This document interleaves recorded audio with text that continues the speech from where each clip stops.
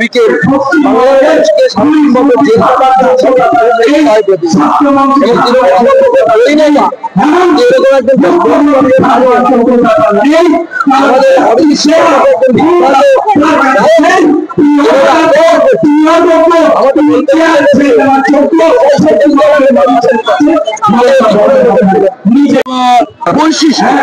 সরকারি অফিস, সরকারি ডিউটিতে সরকারি কর্মী শ্লীলতাহানির অভিযোগ আরম্ভ হয়েছে। সরকারি প্রেমিসেসের ভিতরে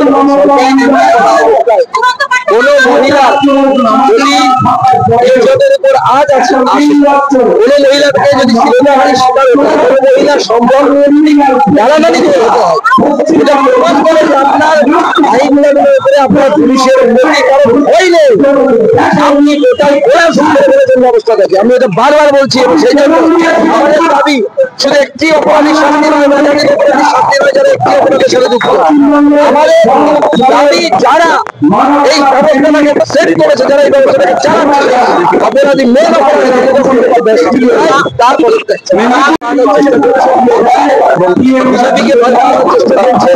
সরকারি কর্মচারীদের দণ্ডকে ভয় পাওয়ানোর চেষ্টা হয়, বাংলা সাধারণ মানুষকে ভয় পাওয়ানোর পাশে আমরা আছি। আমরা দূর থেকে দূর থেকে সেখানে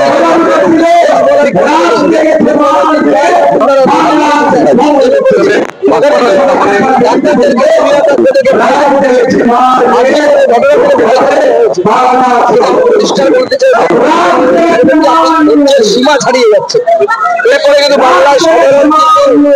এরপরে কিন্তু বাংলার মানুষ রাস্তায় বলে লাগাতার প্রতিবাদ শুরু হয়ে গেল। গতকালের খবর 146 জন অপরাধী হিসেবে যাদেরকে গ্রেপ্তার করেছিল পুলিশ, তাদেরকে এখনো জেলে রেখেছে। ছাত্রদেরকে অপরাধী তাদের সাথে দুঃখের বিষয়। এবং মানবাধিকার কমিশন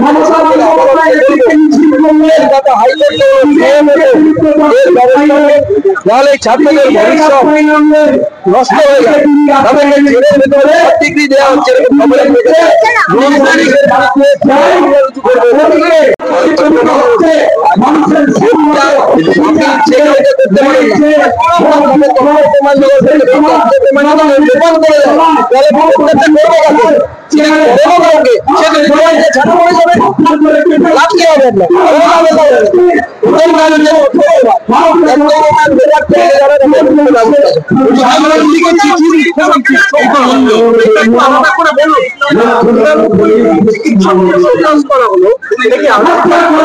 চিকিৎসকদেরকে ভয় পাওয়ানোর চেষ্টা করছে। 40-এর উপরে চিকিৎসককে ভর্তি করা হয়েছিল।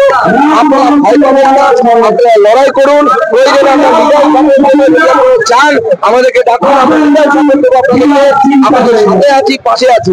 আপনারা এইভাবে প্রতিবাদের ভাষা মুখর রাখুন, প্রতিবাদ চালিয়ে। ছাত্র ব্যবসায়ী যেটাকে হিলি সীমান্ত লোকসভার একটি সীমান্ত সেখানে ব্যবসা করে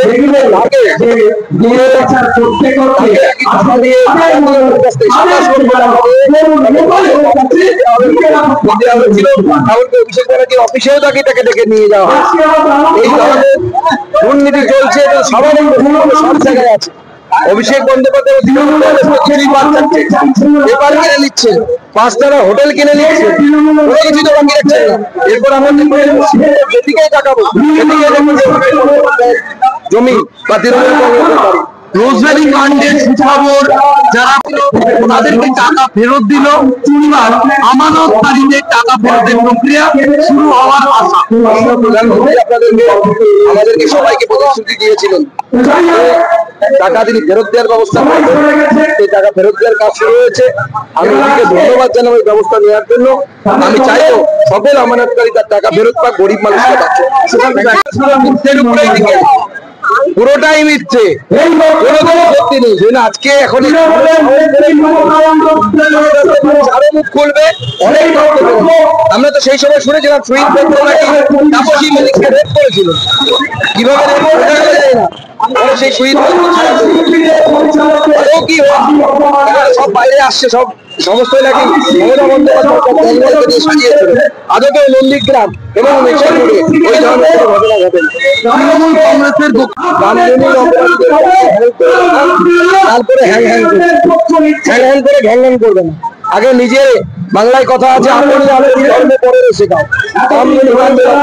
ফাঁসি কেন্দ্র সরকার ফাঁসি